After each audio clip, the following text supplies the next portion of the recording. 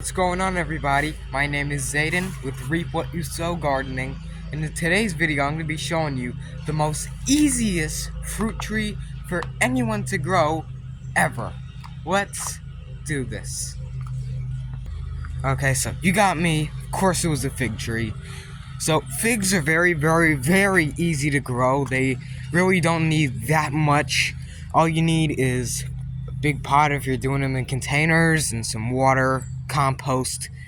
That's it. You never need to prune them unless you want to shape the tree to like a custom height, but they prune themselves, which means when the branches die, they'll just fall off when they need to.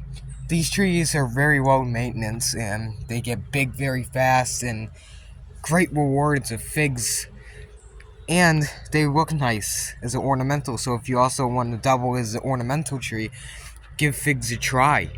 You can see the buds are almost starting to open here at every branch. Now, this tree isn't the original tree. This one was taken from a fig tree. This is actually a Bethlehem Black. I thought it was a brown turkey, but I took the cutting from the giant tree at another place. No rooting hormone, so I just stuck it in a bottle of water until it rooted. Probably, I think, a month maybe until it got to root. Then I planted it here, and all of a sudden, we have this tree. No rooting hormone. It's not grafted. Well, I don't even think anyone would really graft figs in the first place because they're so easy to grow, but yeah. This thing is growing wonders. Has very sweet figs as well. They're very sweet. Alright, you got me again. Number 2 is not a fruit or a fruit tree. It's garlic.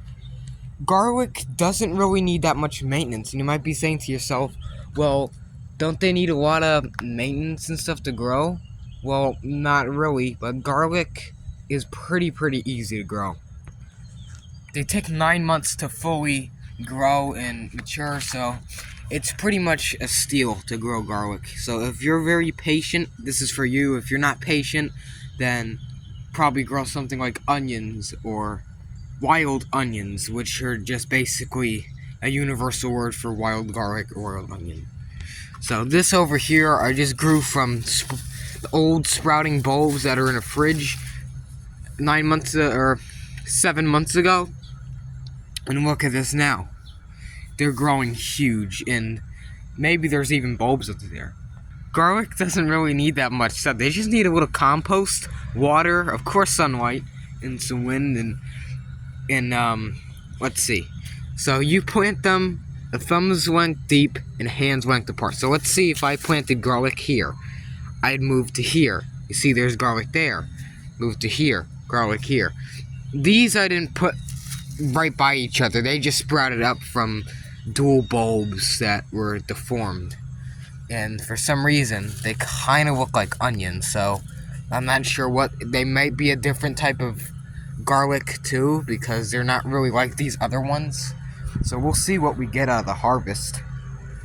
A couple plants, but they can feed a bunch of people, because remember, garlic makes cloves, not like a whole thing like onion. Number 3 is actually a fruit. This is grapes. You might be saying, well, Zayden, how am I supposed to grow grapes? I'm in an apartment, or I'm somewhere where I can't grow grapes. How? Well, you can get a mini tomato cage, or a trellis, or even a bushing variety of grapes, and you can grow them like that. But here, if you have a normal backyard, you can just basically grow them just like I did. Have this. I also made a video a long time ago, so you gotta. It's in a playlist about. It's called grapes or something. It says something with grapes in it. Okay, the playlist. Go check it out. You'll see me standing near this thing. It says like how to make your own DIY zipline trellis or whatever. That's the video. Go check it out after this video. But you can grow grapes up this. They'll climb up this trellis, and it'll be amazing. So we can just stand under here, pick some grapes, maybe even cucumbers and pumpkins, tomatoes, and it'll be amazing. Well, not pumpkin. I mean, of course, the pumpkins are down here. They can't be up here.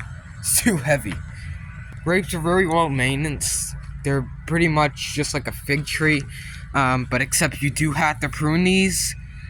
The pruning has to be where now these branches are not dead, they're just dormant. Now this one happens to be dead, but the plant is dormant.